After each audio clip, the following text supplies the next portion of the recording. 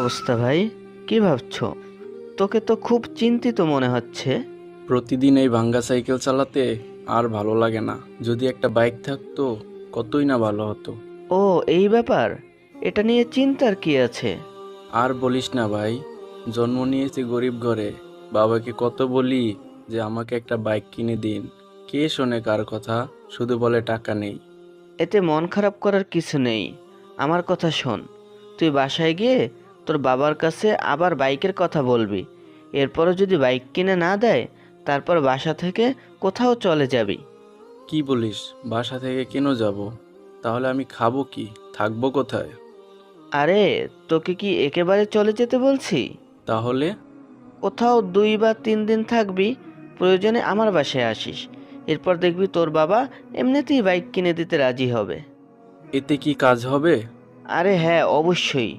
তোকে যা বলি তাই কর। আচ্ছা ঠিক আছে, এখন তাহলে বাসায় যাই। আচ্ছা, যা তাহলে।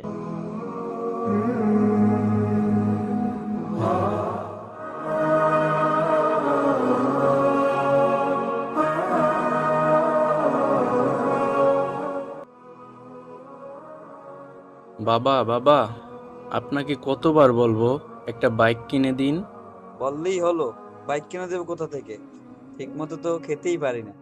আমি এত কিছু বুঝি না, আজ দিনের মধ্যেই বাইক লাগবে আমার। আমি পারবো না বাইক কিনে দিতে। ঠিক আছে তাহলে, আমি চলে যাচ্ছি, থাকবোই না এই বাসায়। বাবা, রাগ করিস না, টাকা হলে কিনে দেবো।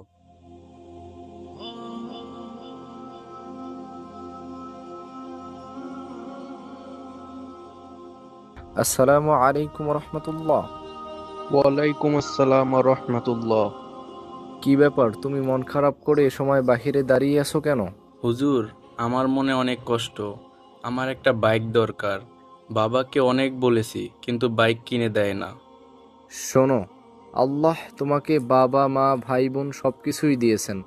তোমার একটা বাড়ি আছে, অনেকের তো বাড়ি নেই, তাদের রাস্তায় থাকতে হয়। অনেক ছেলে মেয়ে এতিম, 3 বেলা খেতেও পারে না। মা বাবার আদর পায়নি কখনো তারা। তাহলে বলো, তুমি কি তাদের থেকে ভালো আছো না?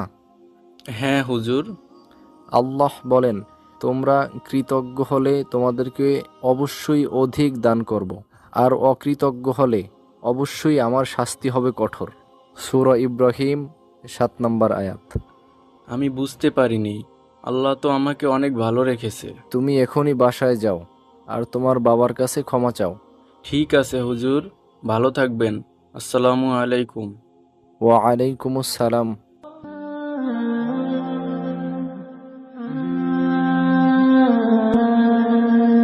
আল্লাহর জিকির ও অন্য ইবাদতের মতো আল্লাহর শুকরিয়া আদায় করাও ইবাদতের অন্তর্ভুক্ত।